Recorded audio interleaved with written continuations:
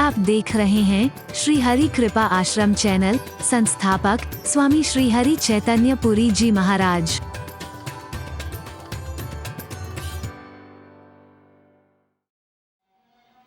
बड़ के पेड़ के पास देखा तो एक बुजुर्ग कथा सुना रहे हैं और बहुत सारे लोग बैठकर के कथा सुन रहे हैं। इसे याद आया, यही दृश्य था जिसने मेरे जीवन को बदल के रख दिया है, संवार के रख दिया है। बड़ के वृक्ष को भी प्रणाम किया, उस स्थल को भी प्रणाम किया और बैठ गया। ये कथा खत्म हुई, संपूर्ण हुई, सारे के सारे लोग चल दिए, लेकिन ये वहीं बैठा रहा। कहने लगा, हे बाबा, एक यहां पर एक जवान से नवयुवक कथा सुनाया करते थे, वो कहां चले गए?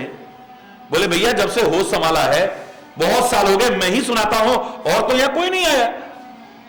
बोले एक दिन ये वाली कथा चल रही थी, ओहो ये योग वशिष्ठ की कथा है, ये मैं ही सुना रहा था। ये तो 25 साल हो गए, वो किताब तो तब से मैंने उठाई ही नहीं। 25 साल हो गए? 25 साल? नहीं भैया, तुम सच सच बताओ। बोले बिल्कुल ठीक कह रहा हूं, तुमने जो कथा बताई है ये तो योग वशिष्ठ की कथा में सुना रहा था और 25 वर्ष हो गए उस बात को, तब से वो पुस्तक मैंने कथा में उठाई नहीं।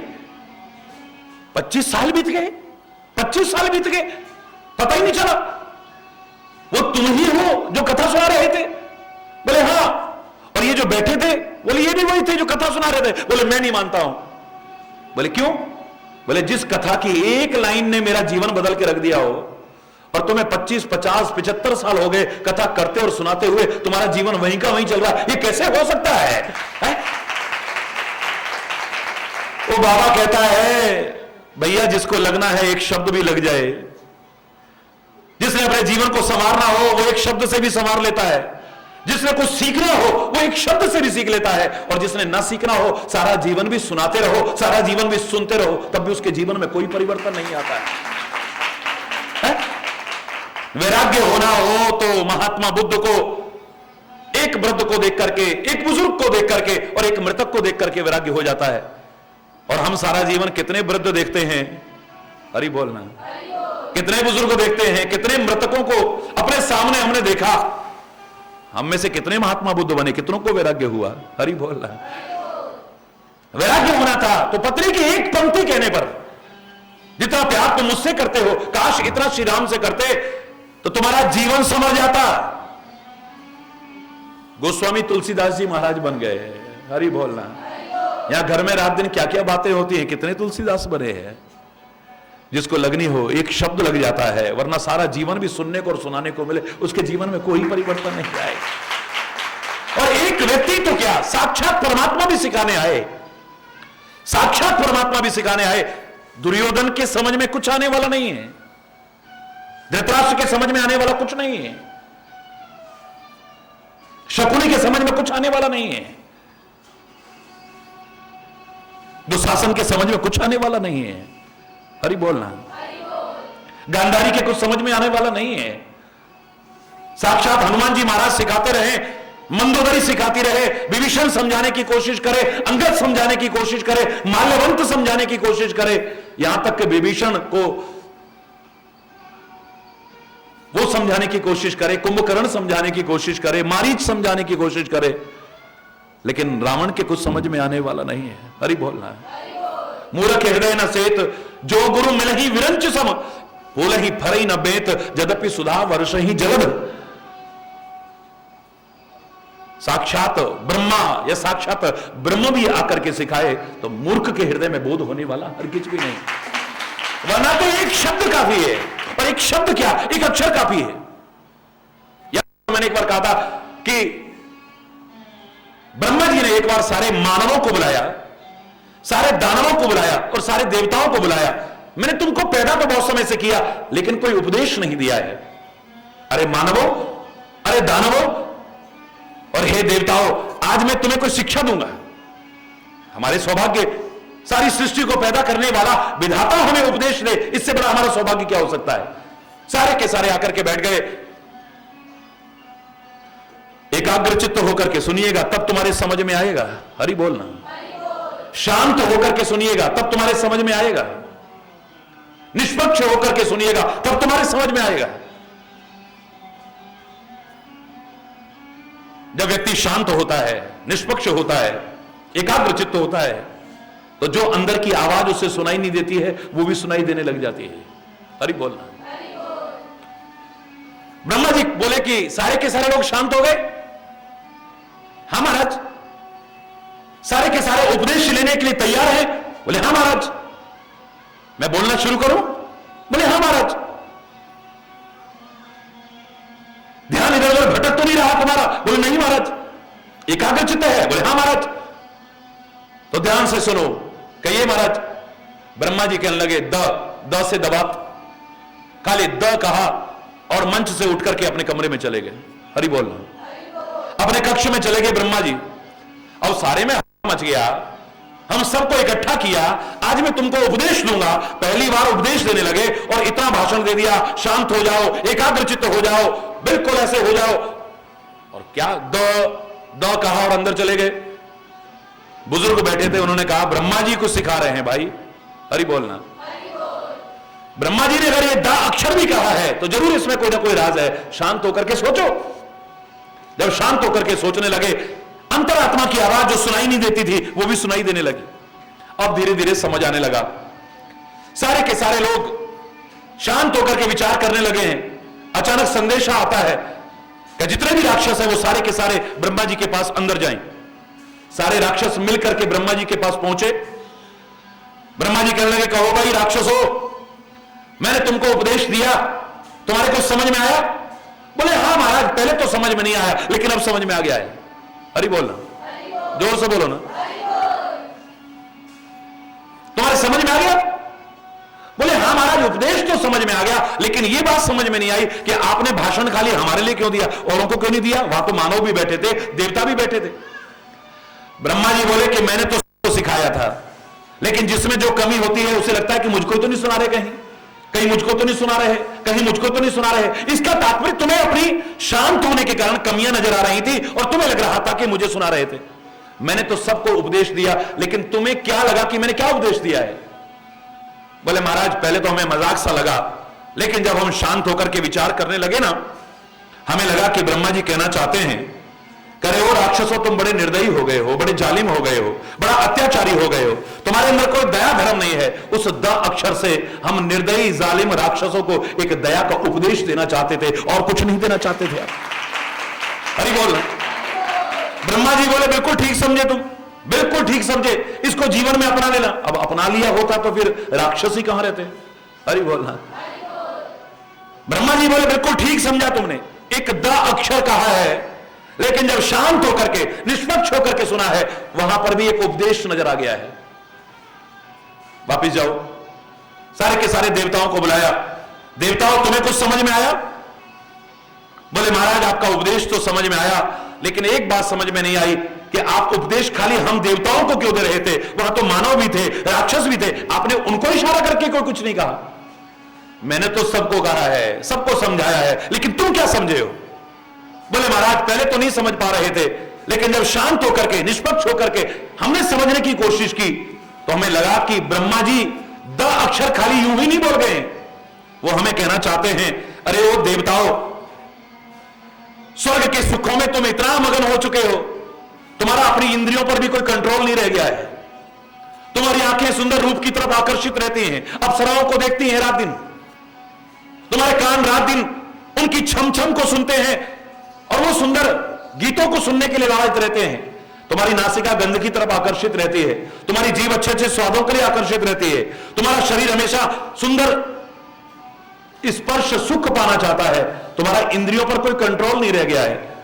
आप हमसे कहना चाहते थे, हो इंद्रियों के घोड़ों पर लगाम न रखने वाले, स्वर्ग के सुखों में निमग्न रहने वाले देवताओं, द अक्षर से मैं तुमसे कह रहा हूं, इंद्रियों का दमन कर लो वरना तुम्हारे जीवन की क्या दुर्दशा होगी तुम्हें इसका एहसास नहीं है। आप हमें इंद्रियों के दमन का उपदेश दे रहे थे उस द अक्षर के द्वारा। ब्रह्मा जी बोले बिल्कुल ठीक समझा। अब स्वर्ग के सुखों में ही मत रहना, अपनी इंद्रियों का भी दमन करने की कोशिश करना। इन नेत्रों पर भी कंट्रोल रखना, इन कानों पर भी कंट्रोल रखना, अपनी नाक पर भी कंट्रोल रखना, अपनी जबान पर भी कंट्रोल रखना, अपने शरीर पर भी कंट्रोल, इस पर कंट्रोल करने की कोशिश करो। हरि बोलना। समझ में आ गया ना? बोले हाँ आ गया महाराज, जाओ तुम भी जाओ। नियंत्रण हो गया होता हरि बोल, जोर से बोलो ना। खैर, सारे के सारे मानवों को बुलाया जाए, सारे के सारे मानवों को बुलाया गया। जब सारे इकट्ठे हो गए, ब्रह्मा जी बोले मैंने तुमको उपदेश दिया, तुम समझे? बोले महाराज उपदेश तो समझ गए, लेकिन एक बात समझ में नहीं आई, आप खाली हमको ही क्यों सुना रहे थे? मैंने तो सबको सुनाया, लेकिन तुम्हें अपनी किसी कमी के कारण यह नजर आया हो कि हमें सुनाना चाह रहे हैं, तो बताओ तुमने क्या समझा? बोले महाराज जब शांत होकर के हमने समझने की कोशिश की, हमें लगा कि हम सांसारिक लोग, हम मानव लोग रात दिन संचय की प्रवृत्ति में इतने जुड़ गए, जोड़ते जा रहे हैं, जोड़ते जा रहे हैं, जोड़ते जा रहे हैं, न खाते हैं न खिलाते हैं। हरि बोल ना। बस जोड़ जोड़ के धर जाएंगे, उसके बाद पता नहीं इसका क्या होने वाला है, हमें इसका एहसास ही नहीं है। आप महाराज द अक्षर के द्वारा यह सिखाना चाहते थे, अरे वो रात दिन जोड़ने वालों, कुछ दान की प्रवृत्ति भी अपने अंदर लाओ, तब तुम्हारे जीवन का उद्धार होगा। अरे बोलना, द अक्षर से दान की प्रवृत्ति का संदेश देना चाहते थे, क्योंकि धन की 3 गतियां हैं। पहला है दानाय, बोलो, दूसरा भोगाय, तीसरा नाशाय। 3 गति हैं।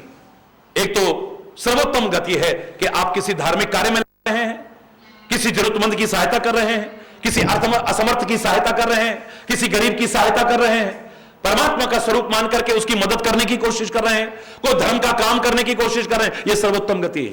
हरि बोलना। आपके धन की 3 गतियां हैं।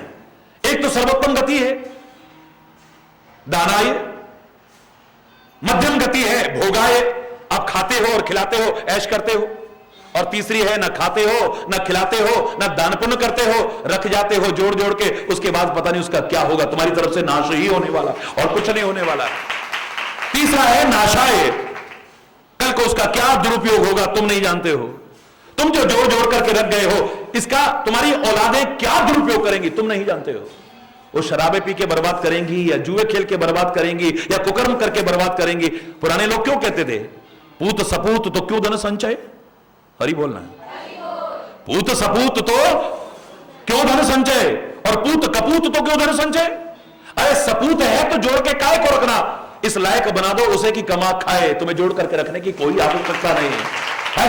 पूत सपूत तो क्यों धन संचय, और पूत कपूत तो क्यों धन संचय? अगर कपूत है तो जोड़ करके काहे को रखते हो, पैसा भी बर्बाद करेगा और अपने आप को भी बर्बाद कर लेगा, तुम्हारे कुल के नाम को भी बर्बाद करके रख देगा, सब कुछ बर्बाद हो जाएगा। इसलिए संचय की प्रवृत्ति ना हो, दान की प्रवृत्ति। दान का शब्द का तात्पर्य यह मत लगाना कि महाराज जी को दान कर दिया या उसको दान कर दिया।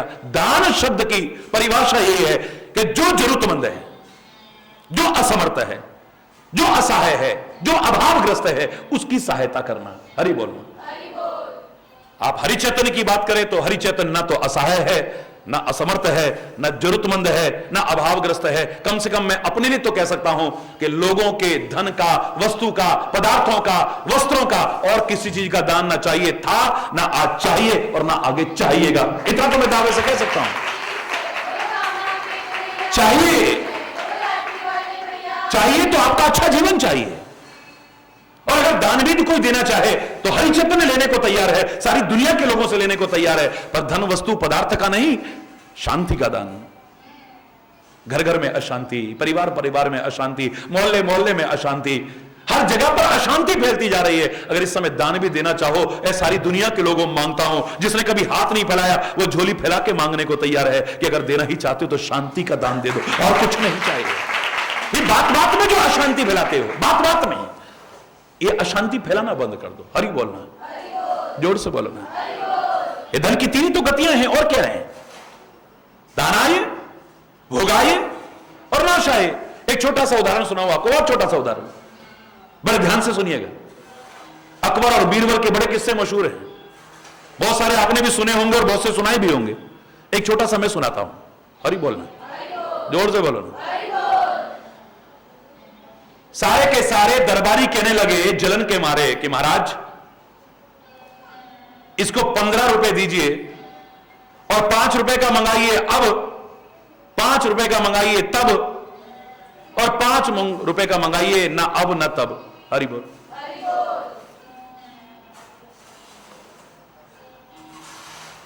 5 रुपए का अब, 5 रुपए का तब, 5 रुपए का ना अब ना तब। अब इसका क्या जवाब देगा आदमी? हरि बोलो। आज सभा में भीड़ है बहुत ज्यादा, सब सोच रहे कि आज तो बीरबल की बेइज्जती होगी, तो उन्हें जलन होती थी, इसका सम्मान होता था, तो इसको बार बार उपहार मिलते थे, बड़ी जलन होती थी। बहुत कम लोग होंगे जो किसी को बढ़ते देख करके खुश होते हैं, बहुत कम लोग होंगे जो किसी का यश फैलते देख करके खुश होते हैं, बहुत कम लोग होंगे जो किसी का सम्मान होते देख करके खुश होते हैं। ओछी प्रवृत्ति के लोग तो किसी को बढ़ते देख करके ईर्ष्या ही कर सकते हैं, जलन ही कर सकते हैं, और कुछ भी नहीं कर सकते हैं। ये तो उदार प्रवृत्ति के लोग हो सकते हैं, विशाल हृदय के लोग हो सकते हैं जो किसी को बढ़ते देख करके खुश होते हैं। सागर को देखो ना, सागर कभी भी उछलता नहीं है, किनारे पर उछलता है। और किनारे पर क्यों उछलता है, मैंने अनेक कारण सुनाए थे। या तो पानी कम है इसलिए उछलता है, हरि बोलना। या पर किनारे पर क्यों उछलता है, लगता है कि इसके मन में आ रहा है नदियां दूर दूर से भाग भाग के इतने कष्ट, बाधाओं को, कठिनाइयों को, परीक्षाओं को पार करते करते मुझ तक दौड़ दौड़ के आ रही हैं, मेरे में समाने को तैयार हैं, तो मुझे भी आगे बढ़ करके उछल उछल करके खुश होकर के उनका स्वागत करना चाहिए, अपने आगोश में लेना चाहिए। अनेक अर्थ किए कि किनारा क्यों उछलता है सागर का, लेकिन बीच सागर में जाओ, मुझे जाने का सौभाग्य मिला है कई बार। आपको मिला हो तो बड़ी अच्छी बात है, ना मिला हो कभी जाके देखिए, बीच में सागर गंभीर रहता है। हरि बोलना, उछलता नहीं है। हां उछलता है, कब उछलता है, जो जो चंद्रमा की कलाएं बढ़ती हैं, पूर्णिमा का दिन जो जो करीब आएगा, सागर में उछाल आता, टाइड्स बढ़ने लगती हैं उसकी, ज्वार भाटा जिसे कहते हो। हरि बोलना, जैसे जैसे चंद्रमा की कलाएं बढ़ेंगी वैसे वैसे चंद्रमा में उछाल आने लगता है। इसे देख करके मेरे मन में एक ही बात आ सकती है, आपके मन में भी एक ही बात आनी चाहिए कि सागर जैसे जो विशाल हृदय के हैं वही किसी को बढ़ते देख करके खुश हो सकते हैं, ओछे हृदय के लोग प्रसन्न नहीं हो सकते। तुच्छ प्रवृत्ति के लोग कभी प्रसन्न नहीं हो सकते किसी को बढ़ते देख करके, जलन होती है। और बीरबल से लोग बहुत जलते थे, क्योंकि बीरबल अपनी योग्यता के कारण हमेशा सम्मान पाता था, उपहार पाता था, शाबाशी पाता था। आज अच्छा प्रश्न पूछा है, अच्छा प्रश्न है। अकबर बड़े दरबार में कहने लगा कि बीरबल एक छोटा सा काम करना है तुम्हें। सारे बड़े खुश, आज पता लगेगा, देखो भाई 5 रुपए का अब लाना, 5 रुपए का तब लाना, और 5 रुपए का ना अब ना तब, लो 15 रुपए ले जाओ। बीरबल बोला जो आज्ञा जहांपना। 15 रुपए लेकर के चल दिया। शाम हो गई, शाम को वापस लौटा। दरबारियों को ना खाना सूझ रहा है ना पीना सूझ रहा है, कुछ नहीं, वहीं बैठे हुए सारे के सारे।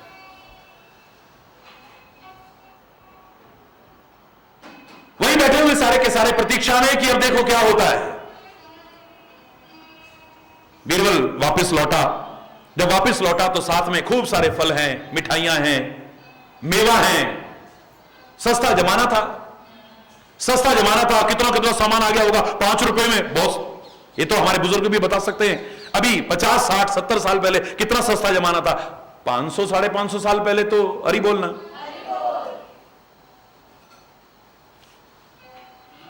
ला करके बीरबल के सामने उसके चरणों में रख दिया सारा सामान। बीरबल ने निगाह दौड़ा के बोले, अकबर ने निगाह दौड़ाई, अकबर के चरणों में लाके रखा। तो निगाह दौड़ा के बोला, बीरबल मैं उन बादशाहों में से नहीं हूं जिसे कुछ ज्ञान ही ना हो समाज की स्थिति का। ये जितना सामान है तो 5 रुपए से ज्यादा का नहीं है। मैंने तो तुम्हें 15 रुपए दिए थे।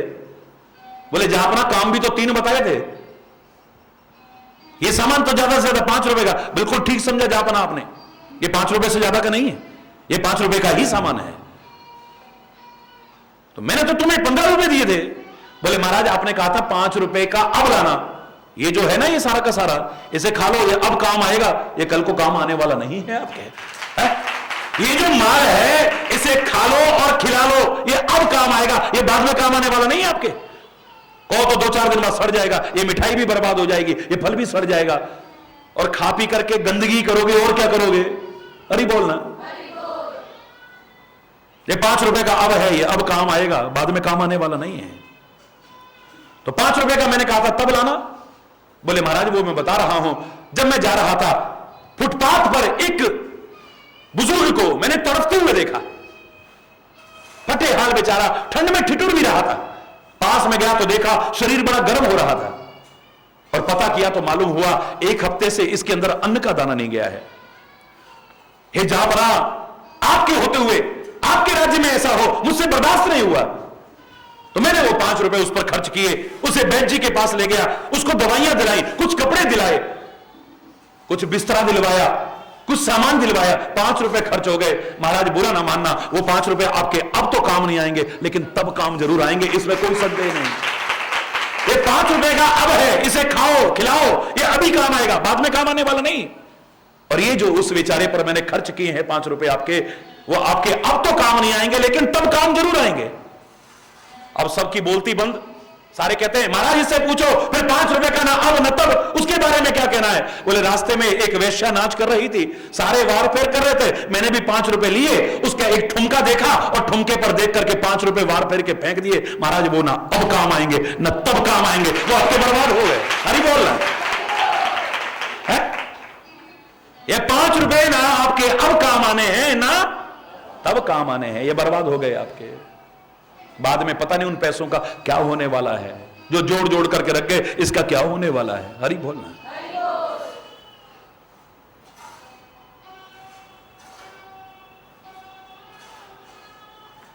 कर लो सो काम और भज लो सो राम। हरि बोलना।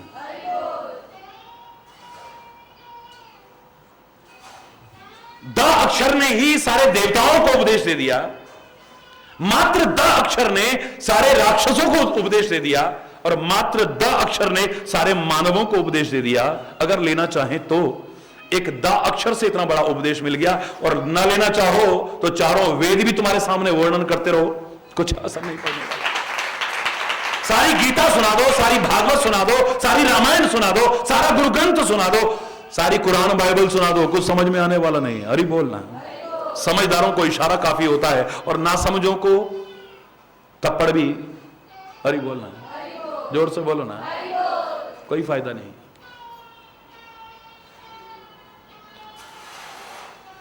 सखा परम परमार्थ एहु, सखा परम परमार्थ एहु, मन क्रम वचन राम पद नेहु, मन क्रम वचन राम पद नेहु, मन क्रम वचन राम पद नेहु, मन क्रम वचन राम। एक प्रश्न उठता है, जैसा मैंने कल आपसे कहा कि मन से भी परमात्मा से स्नेह हो, तन से भी परमात्मा से स्नेह हो, और वचन से भी परमात्मा से स्नेह प्रदर्शित होना चाहिए। हरि बोल। मन से, वचन से, कर्म से, तीनों से हमें अपना आदर्श जीवन बनाने की कोशिश करनी है। लेकिन एक प्रश्न उठता है, रामायण को पढ़ करके ही प्रश्न उठता है। रामायण में कहा कि मन के किए हुए पाप मानव की गिनती में नहीं होंगे कलयुग में। हरि बोल। मानस पुण्य होए नहीं पापा, इसी रामायण का उदाहरण है कि मानसिक पुण्य अगर आप करते हैं इस कलयुग में, वो तो आपके अकाउंट में जुड़ जाएंगे, और मानसिक पाप अगर आपसे हो जाते हैं लेकिन वचन से और कर्म से आप नहीं कर पाते हो तो आप बच जाएंगे। तो क्या महाराज जी ये ठीक है? रामायण के शब्दों को मैं गलत कैसे कह सकता हूं, लेकिन अधूरा अर्थ नहीं कर सकता हूं। अधूरा अर्थ हरि चैतन्य नहीं करेगा कभी भी। खाली लकीर का फकीर बनकर के उतना ही नता तुला मैं नहीं कर सकता हूं, कम से कम ऐसे ही स्वीकार नहीं करूंगा। मानसिक पाप आपको लगे ही ना और मानसिक पुण्य आपको लग जाए, नहीं, गहराई में जाओ जरा, गहराई में जाओ जरा।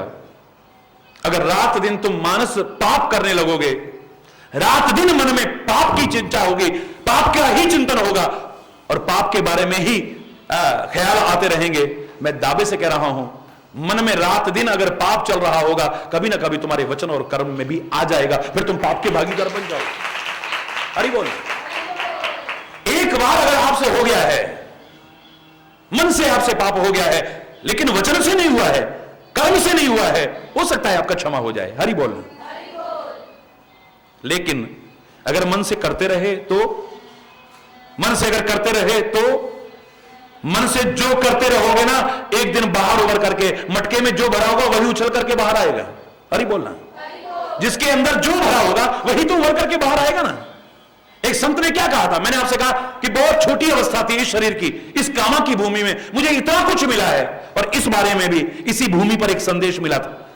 यात्रा आई हुई थी, संस्कार अच्छे थे, बचपन से जो लोग जानते हैं, मन में आया कि संत को प्रणाम करें। एक संत चले जा रहे थे, मैं आगे बढ़कर के प्रणाम करने के लिए जैसे ही चला, पीछे से किसी ने गाली दी, मुझे नहीं उस संत को, बड़ी गंदी गाली दी। गाली तो गंदी होती है, लेकिन जो डिग्रीज आप कहते हो, बहुत गंदी गाली दी। मैंने मुड़कर देखा, लेकिन संत ने मुड़कर नहीं देखा। अरे बोलना, चौथी पांचवी कक्षा में पढ़ता रहा हूंगा, उस समय की बात बता रहा हूं। मैंने मुड़कर के नहीं, मैंने देखा, लेकिन उन्होंने मुड़कर के नहीं देखा है। उसने फिर और भी गंदी गाली दी, और भी गंदी गाली दी, लेकिन संत ने फिर भी मुड़ के नहीं देखा है। कई बार सुना चुका हूं ये उदाहरण, लेकिन उदाहरण आई है बात तो फिर सुना रहा हूं। मेरा आंख बीता उदाहरण है, मेरे सामने घटा हुआ उदाहरण है। मेरे मन में एक दुर्भावना भी आई, जिसके लिए आज तक क्षमा याचना करता हूं, कान पकड़ करके क्षमा याचना करता हूं। मेरे मन में आया, या तो ये संत बहरे हैं और या फिर बड़े महान संत हैं। इतने अच्छे संस्कार होते हुए फिर भी ये दुर्भावना मेरे मन में आना अनुचित था, और मैंने एक और अपराध कर दिया। मैं संत की परीक्षा लेने के लिए उसके चरणों में प्रणाम करके धीरे से बोला, महाराज जी, और ऊपर से तो ऐसे लगा कि जैसे प्यार का दरियाव फूट पड़ा हो। उठो बेटा उठो। मेरी आंखों में आंसू आ गए। उन्होंने उठा करके मुझे गले लगाया, लेकिन मैं नीचे फिर उनके हाथों से फिसला, उनके चरणों में लौट गया, उनके चरणों की धूली लेकर के अपने माथे पर लगाई। ये तो बड़े महान संत हैं, ये बहरे नहीं। महाराज मेरे अपराध को क्षमा करना। अरे कोई बात नहीं बेटा, लेकिन महाराज मैं बाद में बताऊंगा कि मुझसे क्या अपराध हुआ है, लेकिन मैं पहले जानना चाहता हूं, पीछे आपको कोई गाली दे रहा था, मुझे आगे बोलने नहीं दिया। बोले बेटा दे ही तो रहा था, ले क्या रहा था, इसलिए परेशान होने की क्या आवश्यकता है। मैंने कहा महाराज गाली दे रहा था। बोले बेटा दे ही तो रहा था, ले क्या रहा था। मैंने कहा महाराज इतनी गंदी गाली। बोले बेटा जिसके पास जो होगा ना वही देगा। इनके पास गालियां हैं, इनके पास निंदा चुगलियां हैं, इनके पास क्रोध है, इनके पास द्वेष है, इनके पास ईर्ष्या है, इनके पास दुर्भावना है, ये उन्हीं को उगलते हैं। और हमारे पास क्षमा है, हमारे पास करुणा है, हमारे पास कृपा है, हमारे पास उदारता है, हमारे पास पर दुख का करता है, हमारे पास परोपकार है। हम उसी को उभरने की कोशिश कर रहे हैं। जिसके पास जो होगा, जिसके पास जो होगा वही तो देगा ना। है अंदर अगर जहर भरा है तो बाहर जहर ही तो निकल करके आएगा। अंदर अगर दुर्भावनाएं भरी हैं तो बाहर दुर्भावना ही तो निकल करके आएंगी। अंदर अगर सद्भावनाएं भरी हैं तो सद्भावना ही तो निकल करके, और अंदर अगर प्यार भरा है तो चाहे आंखों से फूट के निकले या कहीं से भी फूट करके निकले, वो प्यार रह नहीं सकता, एक दिन उजागर हो जाता है। लाख छुपाने की कोशिश करे, है? कहते हैं ना प्यार और गंध छुपाए नहीं छुपती है। अरे बोलना। और दुश्मनी भी और दुर्गंध भी लाख कोशिश करो, ये भी छुपाए नहीं छुपती है। अरे बोलना। है? जो होगा वही तो देगा। ये इनके पास यही है। अगर ये दुष्ट अपनी दुष्टता नहीं छोड़ेंगे और संत अपनी संतता को छोड़ दे, तो फिर तो संत इन दुष्टों से भी गया गुजरा हो गया कि वो अपनी दुष्टता न छोड़ रहे हैं और हम अपनी संतता को छोड़ दें। हरगिज नहीं बेटा, हरगिज नहीं। ये बड़ा प्यारा संदेश मुझे मिला था, इसी भूमि पर मिला था। हरि बोलना, जोर से बोलो ना। बड़ी दिव्य भूमि है ये, बड़ी महान भूमि है ये।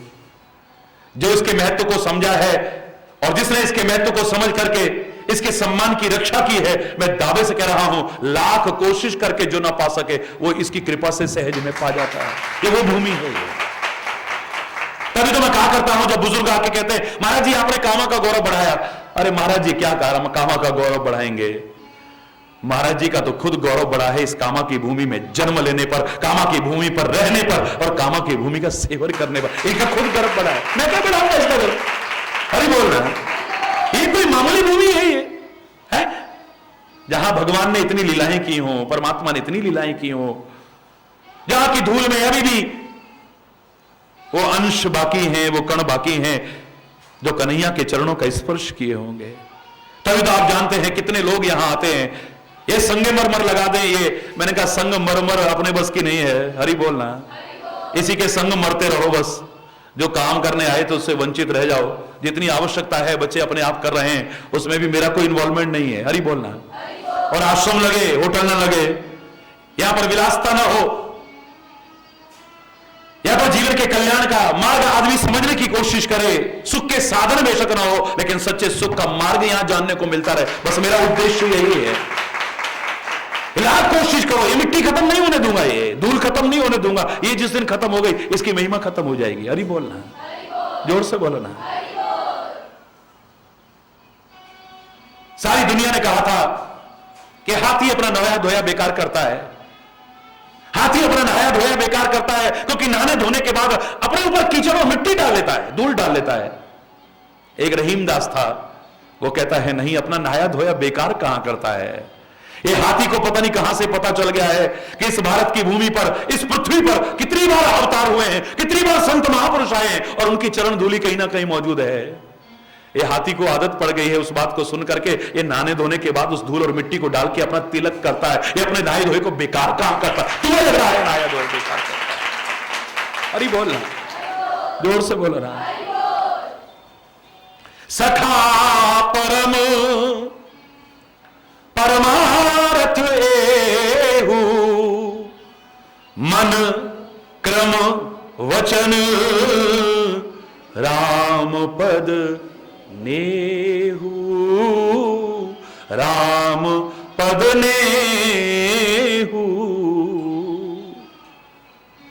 मन से भी स्नेह हो, वचन से भी स्नेह हो और कर्म से भी स्नेह हो। मन में अगर पाप आता रहा, इस भ्रम में मत रहिएगा कि आपके अकाउंट में नहीं जुड़ेगा। भ्रम में मत रहिए। रामायण की चौपाई गलत नहीं है, लेकिन अर्थ अधूरा लगाते हो तब गलत नजर आता है। हरि बोलना। अगर रात दिन मानस पाप ही करते रहे, कभी ना कभी तुम्हारे वचन पर भी आ जाएंगे, कभी ना कभी तुम्हारे कर्मों में भी उजागर हो जाएंगे, क्योंकि अंदर जो होगा उभर करके बाहर वही आएगा। हरि बोलना। चाहे सोने के घड़े में भी जहर भरा हो, जब उछलेगा तो जहर ही उछलेगा। सोने का घड़ा है इसलिए अमृत नहीं उछलने वाला है, जो अंदर भरा हो वही उछलेगा। विषरस भरा कनक घट जैसे। अरे बोलना। मन से भी गलत चिंतन ना हो, वचन से भी गलत ना बोलें, और हमारा कर्म भी गलत ना हो। हमारे जीवन में कभी गलत होगा भी नहीं, हमारा जीवन अच्छा ही अच्छा होगा और जीवन में अच्छा ही अच्छा मिलेगा। हमारे जीवन का परम पुरुषार्थ यही है, हमारे जीवन का परम परमार्थ यही है। तुलसी राम भक्ति रखते हैं तो राम नाम के लिए कह रहे हैं, आपको जो नाम अच्छा लगता हो उसी के प्रति जोड़ लेना। हरि बोलना। परमात्मा से किसी प्रकार से भी आपका संबंध टूटे ना, जुड़ा रहे, बस इतना हृदय में विचार कर लीजिएगा। मन से, वचन से, कर्म से उससे संबंध जुड़ा रहे बस। आप कृष्ण भक्त हैं, कृष्ण स्वरूप अच्छा लगता है, आप उसके प्रति वही भाव रखिए। राम स्वरूप अच्छा लगता है, राम के प्रति ये रखिए। दुर्गा का स्वरूप अच्छा लगता है, दुर्गा के प्रति ही भाव रखिए। निराकार के प्रति अच्छा लगता है, निराकार के प्रति भावना रखिए। साकार अच्छा लगता है, साकार के प्रति ये भावना रखिए। शंकर अच्छा लगता है, शंकर के प्रति भावना रखिए। गुरु अच्छा लगता है, सदगुरु के प्रति भावना रखिए। आपकी जहां भावना है बस उसके प्रति मन, वचन और कर्म से अगर स्नेह है, आपने जीवन का परम पुरुषार्थ पा लिया है, जीवन का परम परमार्थ पा लिया है। हरि बोलना, हरि बोलना। तुलसी कह रहा है लक्ष्मण जी के शब्दों में, क्योंकि लक्ष्मण जी के लिए राम ही सर्वस्व है, इसलिए राम शब्द यहां पर बार बार आ रहा है। उसे जो तुम्हें अच्छा लगता है नाम उसमें जोड़ लीजिएगा। हे राम, हे निषाद राज, जो तुम्हारे मन में शंका शुरू हुई थी कि कर्म प्रधान सत्य के हैं लोगू, हे राम जी जो इतने सुखों में रहते थे आज इतना कष्ट उठा रहे हैं, सच ही लोग कहते हैं कि कर्म प्रधान है। अरे ये कोई मानव नहीं है जो अपने कर्मों के कारण देह धर करके आए हैं। निज इच्छा निर्मित तन माया गुण गोपार, ये अपनी मर्जी से प्रकट हुए हैं। ये किसी कर्मों का फल भोगने के लिए नहीं आए हैं यहां पर। ये सारी दुनिया को सुख पहुंचाने के लिए कष्ट उठा रहे हैं, अपने किन्हीं बुरे कर्मों के कारण कष्ट नहीं उठा रहे। ये दुनिया का उद्धार करने के लिए कष्ट उठा रहे हैं, अपने कर्मों के कारण कष्ट नहीं उठा रहे हैं। हे राम को क्या समझते हो तुम, हे निषाद राज? ये तुम्हारी जो शंका प्रारंभ हुई थी उसका पटाक्षेप यहां ला करके करता हूं। ये राम कौन है जानते हो? राम ब्रह्म, बोलो, परमार्थ रूपा। ये राम मानव नहीं है, ये ब्रह्म है। ये अगर ये तुम्हें समझ में आ जाए, तुम्हारे मन में शंका आएगी? तुम्हारे मन में अगर एक ये बात दृढ़ता से बढ़ जाए, ये परमात्मा है, ये सर्वव्यापी है, ये कण-कण में समाया है, दुनिया की आदि से ज्यादा शंकाएं तो एक क्षण में खत्म हो जाएंगी। लोग कहते हैं ये पत्थर में भगवान कहां से आ गया? हम तो पत्थर भी नहीं मानते हैं, भगवान का स्वरूप मानते हैं। और हमने कभी नहीं कहा वो पत्थर, वो 2.5 फुट के पत्थर, वो 4 फुट के पत्थर, 1 फुट के पत्थर हमारी मनोकामना। हमारे शब्द क्या होते हैं? हे परमपिता परमात्मा, हे देवी मैया, हे भगवान शंकर, हम यही शब्द कहते हैं। ये तो उनके दिमाग पर पत्थर पड़े हैं जो उनको पत्थर समझने की कोशिश कर रहे हैं। हरि बोलना। और जो पत्थर समझ करके करेगा, लाभ भी उसको उतना ही मिलेगा। हरि बोलना है? ये पत्थरों की पूजा करके, ये पत्थरों में क्या भगवान पड़ा हुआ है? ऐसे लोगों से बचपन से मैं पूछता हूं, तुम बता दो भगवान कहां है? बोले भगवान तो कण-कण में है जी, भगवान तो जर्रे-जर्रे में है जी, भगवान तो सर्वव्यापक है। मैंने कहा कोई सवाल ही नहीं। ऐसे लोगों से मैं कहा करता था, भगवान कण-कण में कैसे हो सकता है? भगवान जर्रे-जर्रे में कैसे हो सकता है? भगवान सर्वव्यापी कैसे हो सकता है? बोले क्या कह रहे हो? मैंने कहा बिल्कुल ठीक कह रहा हूं।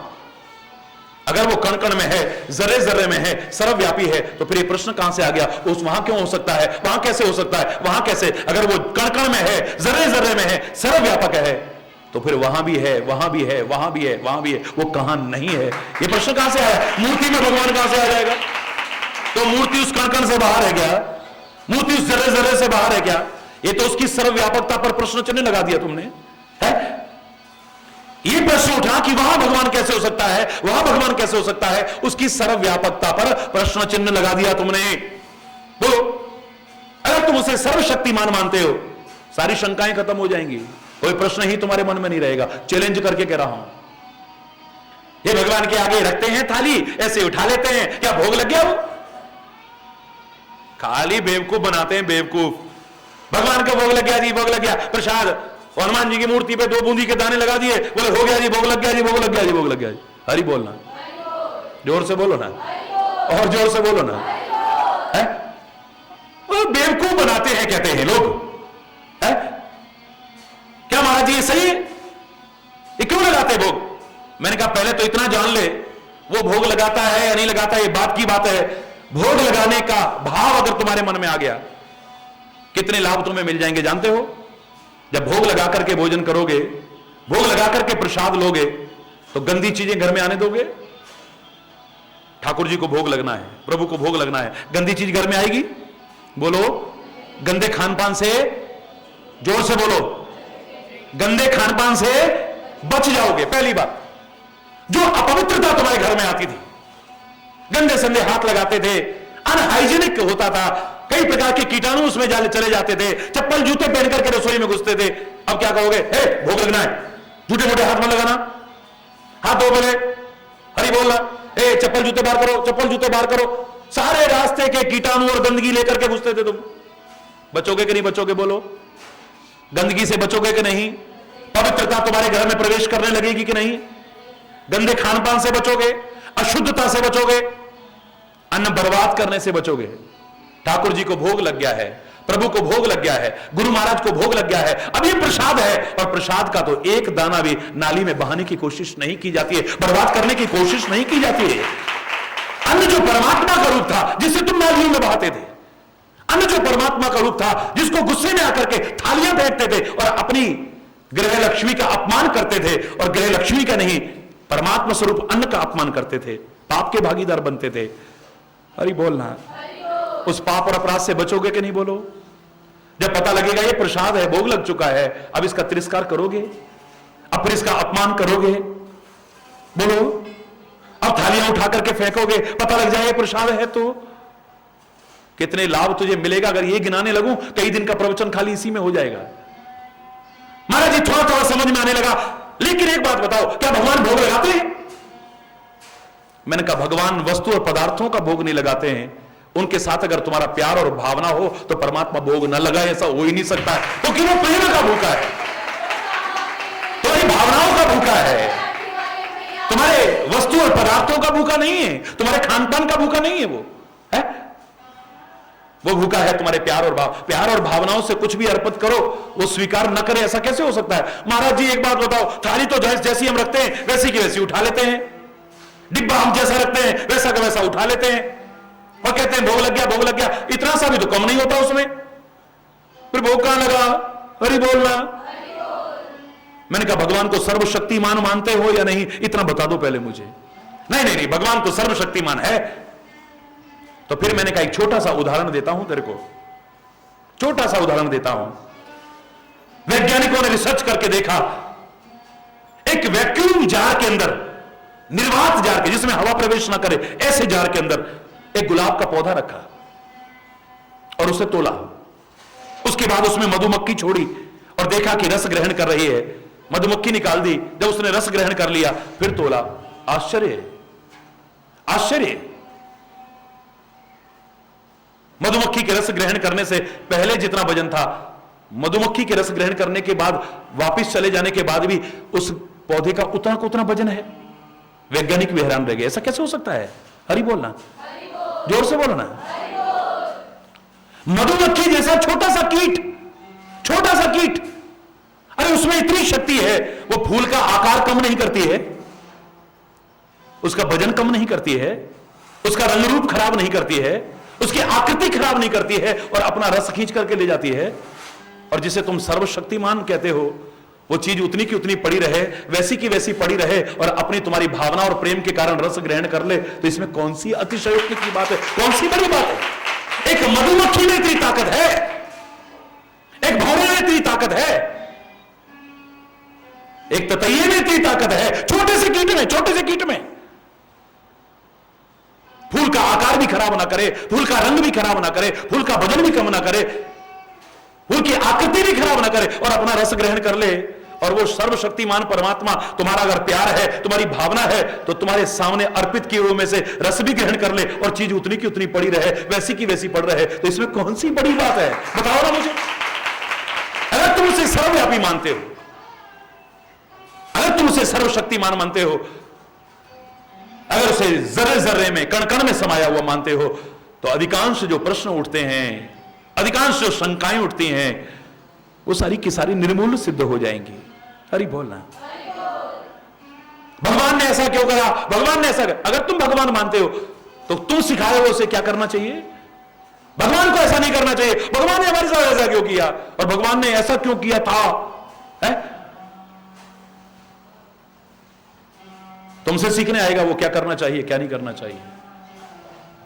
एक तरफ सर्वशक्तिमान मानते हो, वो ज्यादा जानता होगा तुमसे, उसे क्या करना है, कब करना है, कहां करना है, कैसे करना है। बोलो, वो ज्यादा जानता है, हमसे ज्यादा जानता है।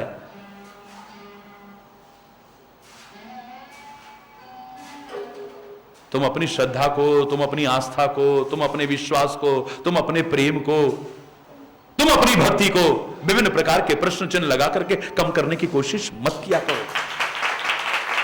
वो ज्यादा जानता है, उसे कब करना है। वो निराकार रूप से क्या नहीं कर सकता था, सारा रिमोट कंट्रोल उसके हाथ में। इतने लोग सताए जा रहे थे, रावण को मार नहीं सकता था वो? बोलो ना, कंस को मार नहीं सकता था? देह धारण करने की क्या आवश्यकता थी, मानव रूप में आने की क्या आवश्यकता थी, है? और मानव रूप में आया भी है। 15 वर्ष हो गए अयोध्या में रहते हुए, और गुरु वशिष्ठ ने शस्त्र और शास्त्र दोनों में पारंगत कर दिया है। अल्पकाल विद्या सब पाई। हरि बोलना। तो फिर भी जिस काम के लिए आए थे क्यों नहीं करा वो? हरि बोल। कहते हैं गुरु वशिष्ठ आए एक दिन और कहने लगे, महाराज क्या आपका हृदय द्रवित नहीं होता है, इतने अत्याचार हो रहे हैं,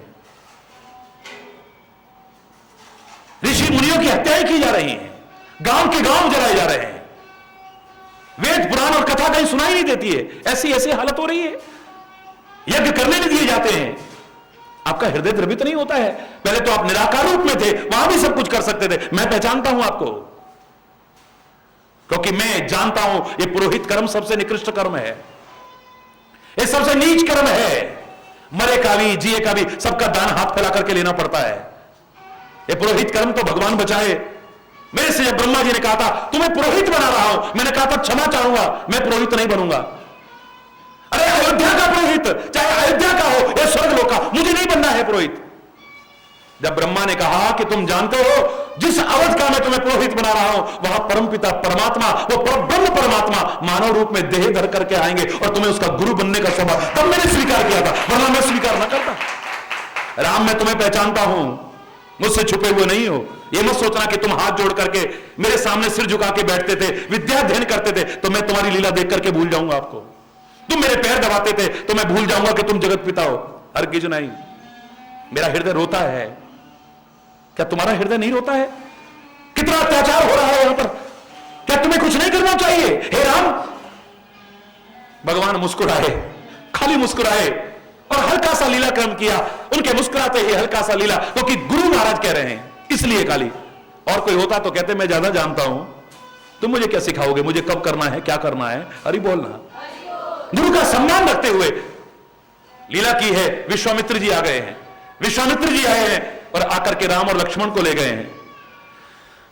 यज्ञ की रक्षा का तो बहाना बना, तारका को मारा, सुबाहु को मारा, मारीच को बिना फर का वाण मार करके 100 योजन सागर पार फेंका, इक्के दुक्के टुच्चे पुच्चे राक्षसों को मारा, अहिल्या का उद्धार किया। यज्ञ में पहुंचे, धनुष यज्ञ में पहुंचे, धनुष को तोड़ा, सीता से स्वयंवर किया, चारों भाइयों का विवाह हुआ, आ गए अयोध्या में। 12 वर्ष रहे उसके बाद। हरि बोलना। राम 27 वर्ष के हो गए हैं। हरि बोल। 27 वर्ष की मानव रूप में अवस्था हो चुकी है। फिर गुरु वशिष्ठ आए, ये क्या हो रहा है, ये बहुत हो चुका, 12 वर्ष हो गए, बहुत हो चुका, अरे कुछ करो। फिर लीला क्रम चलाया, फिर लीला क्रम चलाया। मंत्रा और कैकेयी तो बहाना बनी। राम अपने काम के लिए आगे बढ़े, गुरु आज्ञा पालन करते हुए, हल्का सा उनकी सम्मान की रक्षा करते हुए, उनकी महिमा को प्रतिष्ठापित करने के लिए वनवास ले लिया है। 14 वर्ष का वनवास ले लिया है। लेकिन 13 वर्ष तक करा क्या? चित्रकूट के घाट पे भाई संतन की भीड़। 12 वर्ष से ज्यादा तो वहां रहे, बाकी मार्ग में समय लगा है, जहां तहां रहने में समय लगा है, 1 वर्ष संगठन में लगा है, 14वें वर्ष में जाकर के अपना काम करा। हरि बोलना। चित्रकूट के घाट पे भई संतन की भीड़, तुलसीदास। हरि बोलना। चलो इतनी छोड़ दो, ये बाद की घटना है, इतना तो जानते हो। चित्रकूट में रहे, वहां पर क्या है, संत इकट्ठे हुए पड़े हैं। अब वहां पर शास्त्र चलेंगे, शस्त्र थोड़ी ना चलेंगे। हरि बोलना। जहां संत इकट्ठे होंगे, जहां भक्त इकट्ठे होंगे, जहां ऋषि मुनि इकट्ठे होंगे, कथा चलती है, कीर्तन चलता है, सत्संग चलता है। वशिष्ठ जी फिर आए थे वहां, फिर एकांत मौका पाते ही, राम ये क्या हो रहा है, ये क्या हो रहा है, करो कुछ करो, बहुत हो गया, बहुत टाइम हो गया है। राम अंदर कहते मैं ज्यादा जानता हूं, मुझे कब करना है, क्या करना। अरे बोलना। लेकिन गुरु की महिमा को स्थापित करते हुए, उसका सम्मान करते हुए फिर करते हैं। लेकिन चित्रकूट में आनंद मग्न रहते हैं। तो कहते हैं वशिष्ठ जी तो नहीं आ पाए, लेकिन धर्मराज वेश बदल करके आए हैं कि प्रभु आपसे प्रार्थना है, अब देवता बहुत पीड़ित हैं, अब ज्यादा परीक्षा मत लो, इंतजार की घड़ियों को और मत बढ़ाओ प्रभु, ये पृथ्वी बहुत पीड़ित है प्रभु, इतना अत्याचार बढ़ रहा है, आप आगे बढ़कर के तो देखो। आगे बढ़े हैं तो वास्तव में देखा है लीला क्रम करते हुए, अस्थि समूह देख रघुराया। ये हड्डियां, ये किसकी हड्डियां हैं? अंतर्यामी प्रभु पूछ रहे हैं। ये ऋषि मुनियों की हड्डियां हैं। राक्षस खा खा करके, मार मार करके देखो हड्डियां इकट्ठी, ये देखो कितना पहाड़ जैसा बना हुआ है। हरि बोलना। अस्थि समूह देख रघुराया, नेत्रों में जल भराया है। हो, अब मुझे करना चाहिए, क्योंकि अब समय आ गया है। प्रभु जानते हैं मुझे करना है। निश्चरहीन करम मही भुज उठाए पनकीन, निश्चरहीन करम मही, इस पृथ्वी को राक्षसों से विहीन कर दूंगा। अब मैं संकल्प लेता हूं और इस संकल्प को पूरा करके दिखाऊंगा। तो राम सत्य संकल्प, प्रभु राम सत्य संकल्प है, उनका संकल्प झूठा नहीं हो सकता है। संकल्प लेते हैं और संकल्प को पूरा करके दिखाते हैं। 41 वर्ष के हुए तब रावण को मारा है। हरि बोलना। 41 साल तक इस धरा पर रहते हुए, मानव रूप में रहते हुए इतने अत्याचार कैसे देखते रहे? अब प्रश्न करते रहो, तुम करते रहो। अगर उसे सर्वशक्तिमान मानते हो, परमपिता परमात्मा मानते हो, उसकी भक्ति करते हो, उसके चरणों का स्मरण करते हो, तो उससे प्रश्न मत किया करो वो ऐसा क्यों कर रहा है, ऐसा क्यों कर रहा है। वो ज्यादा जानता है कि उसे क्या करना है, कब करना है, कैसे करना है। इसलिए तुम्हें प्रश्न लगाने की आवश्यकता नहीं है। अरे बोलो, जोर से बोलो ना, क्योंकि राम मानव नहीं है। हे निषादराज, ये जितने प्रश्न तुम्हारे मन में आए थे, ये राम को तुम मानव मान बैठे हो। मानव, हरि बोल रहा, तुम मानव मान बैठे हो। एक मानव जो राज्य के सुखों में रहता था, आज जंगलों में रह रहा है, जरूर कष्ट पा रहा होगा। नहीं, ये मालूम है कौन है? राम ब्रह्म, बोलो, परमार्थ रूपा। ये स्वार्थ का रूप नहीं है, ये परमार्थ का रूप है। राम परमार्थ की प्रतिमूर्ति है। राम की हर क्रिया अपने स्वार्थ के लिए नहीं हो सकती है, संसार के परमार्थ के लिए होती है। अरे राम के भक्त, राम के संत परमार्थी हैं, तो राम स्वार्थी कैसे हो सकता है? ये परमार्थ रूप है। ये राज्य के सुखों में ही अपने आप को मगन रखता, ऐसा नहीं हो सकता है। दुनिया अगर दुखी रहे, इससे सहन नहीं हो सकता है। ये अपने स्वार्थ में जीवन नहीं जी सकता है। राम ब्रह्म परमार्थ रूपा, बोलो, अविगत। अविगत, अविगत माने जिसे जाना ना जा सके। इसे जानना इतना सरल नहीं है। लोगों के मन में शंका तभी आती है क्योंकि इसको समझ नहीं पाते हैं, इसको जान नहीं पाते हैं। एक आम आदमी तो क्या, आम व्यक्ति तो क्या, रामायण के शब्द ही बता रहे हैं। विधि हरि शंभु न चाव निहारे, जग पेखन तुम देख निहारे, तेऊ न जानहि मरम तुम्हारा, और तुम ही को जान निहारा।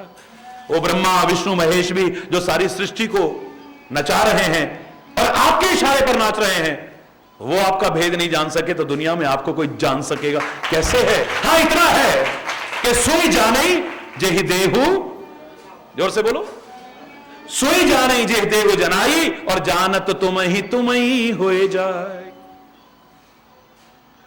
वो जान सकता है जिसे तुम कृपा करके जना दो। बस तुम्हारी कृपा हो जाए तो तुम्हारे बारे में जान सकते हैं, वरना किसी की हिम्मत नहीं है। तुम्हारी कृपा, तुम ही रघुनंदन, जान ही भगत भगत उर चंदन। हे भक्तों के हृदय को शीतलता प्रदान करने वाले रघुनंदन, चंदन स्वरूप रघुनंदन, तुम्हारी कृपा, तुम ही रघुनंदन, तुम्हारी कृपा से ही तुम्हें जान सकते हैं, वरना कौन जान सका है? मैं तो एक ही बात कहा करता हूं मजाक मजाक में, तू समझ में ना आए तू वही बात है, जो समझ में ना आए तू वही बात है। तेरी हर बात में एक नई बात है। तेरी क्या बात है, तेरी क्या बात है, तेरी क्या, जो समझ में ना आए, अच्छों के समझ में नहीं आए, अच्छों की बुद्धि खराब हो जाती है, देखते सुनते समझते हुए भी। मुंह खोल करके तीनों लोगों के दर्शन कराए हैं, और थोड़ी देर बाद ही वही मां कान पकड़ करके थप्पड़ मारने को और उखल से बांधने को तैयार हो जाती, भूल जाती है। अरे बोल रहा, ग्वाल बाल थोड़ी देर में समझ रहे हैं इस राक्षस का वध किया है, ये परमात्मा है। क्षमा याचना करते हैं अपना मित्र समझ करके, अपना साथी समझ करके। हम पता नहीं क्या क्या कह जाते हैं, अरे कान्हा हमें माफ कर दियो भैया, अरे अब हमें पता चल गया। तो कोई सामान्य लाला ना है, अरे वो परमेश्वरा माफ कर दियो, कोई गलती है गई हो तो। और थोड़ी देर बाद जब खेलने लगते थे फिर भूल जाते थे भगवान की माया के वशीभूत। अरे दाढ़ी के दप देगो करा है, दवा रैपटो खींच के उस कन्हैया से कहते थे, वही ग्वाल बाल। अरे बोल रहा, जोर से बोलो ना, क्यों? अविगत, जो जाना ना जा सके। हरि बोलना, जिसे जानने में आदमी सक्षम अपने आप को महसूस ना करे, जो जानने में ना आए उसे कहते हैं अविगत। हरि बोलना, अविगत, बोलो, अलख। इन नेत्रों से नहीं देख सकते, इन इंद्रियों से नहीं देख सकते, इन आंखों से, इन इंद्रियों से पता नहीं कितनों ने देखा होगा, पर कन्हैया को कोई समझा? युद्ध भूमि में भी कितनी अक्षौणी सेना थी, कितने लोग समझ पाए भगवान है? अपनी इन्हीं आंखों से आज तुम भक्ति कर रहे हो, कन्हैया कन्हैया कह करके, कृष्ण कृष्ण कह के, गोविंद गोपाल कह करके, उस समय कितने लोग समझ पाए है? वरना उसे मारने की कोशिश करते। कितने लोग थे जिन्होंने मारने की कोशिश की उसे? युद्ध भूमि में कितने तीर चल रहे थे, कितने लोग उसे मायावी, छलिया, गंवार, ग्वाला ही कहा करते थे है? इन आंखों से देखा जाए, एक सूर्य को इन आंखों से देखना सक्षम नहीं आदमी अपने आप को महसूस करता है। जब पूरे यौवन पर होता है सूर्य, इन आंखों से उसे नहीं देखा जा सकता। तो सूर्य कोटि समप्रभ, करोड़ों सूर्यों की प्रभा भी उसके सामने फीकी पड़ जाए, ऐसा प्रकाश का पुंज है, उसको देखना क्या इतना सरल हो सकता है इन आंखों के द्वारा?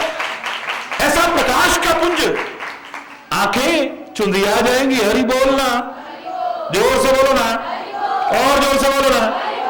अरे अच्छों की हवा खराब हो जाए जब वो रूप दिखाई दे तो। अर्जुन चाहे कह रहा था मुझे वो रूप दिखाओ ना, मुझे वो रूप दिखाओ ना, अपना विराट रूप दिखाओ, अपना दिव्य रूप। भगवान ने क्या कहा था? इन आंखों से, इन चमड़ों की आंखों से चमड़ा ही दिखता है। जो कितने देख रहे हैं और कितने मुझे पहचान सके हैं? हरि बोलना। दिव्य स्वरूप देखना चाहते हो तो वो दिव्य नेत्रों से दिखेगा, इन चमड़े के नेत्रों से नहीं दिखेगा। तो शरणागत हूं आपका केशव।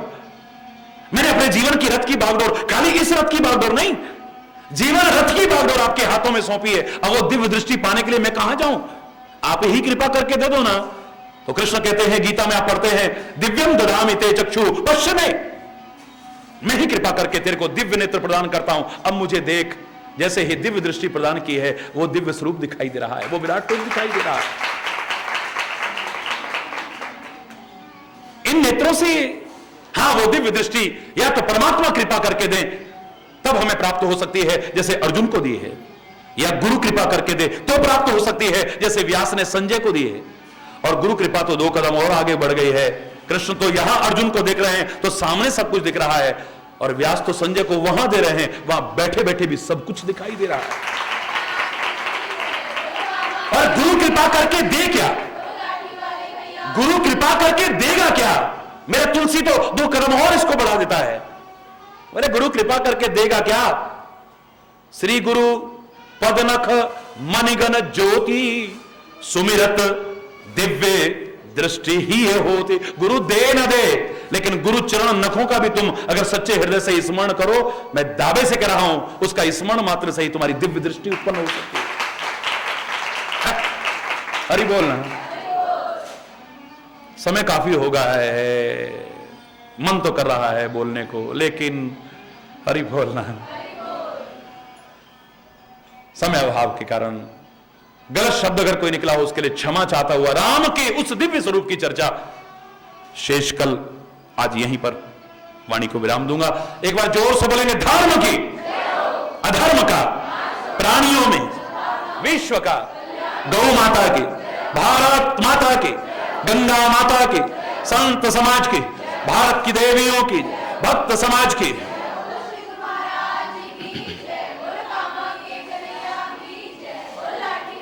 बोलो वृंदावन बिहारी लाल की जय। जय श्री राधे श्याम। राम राम। हरि बोल, हरि बोल।